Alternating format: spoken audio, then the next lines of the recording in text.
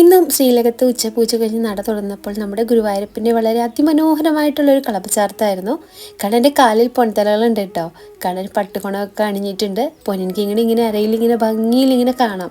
കഴുത്തിൽ നല്ലൊരു മുല്ലുമുട്ടുമാലയും പതുക്കം പോലെയൊക്കെ മാലയൊക്കെ ചാർത്തിയിട്ടുണ്ട്.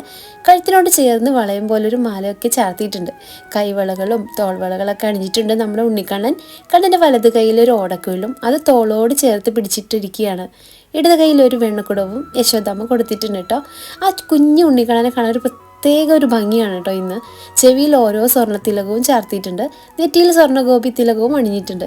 തലയിൽ സ്വർണ്ണക്കിരീടം, അതിന് മുകളിലായി ഒരു തിരുമുടി മാലയും കഴുത്തിൽ നല്ല ഭംഗിയുള്ള 2 ഉണ്ടമാലകളും അണിഞ്ഞിട്ടുണ്ട്. വെണ്ണക്കുടവും ഒടകുകളുമായിട്ട് കൂട്ടുകാരെ കാത്തു നിൽക്കുന്ന നമ്മുടെ പൊന്നുണ്ണി കണ്ണനാണ് ഇന്നത്തെ കളഭാലങ്കാരം.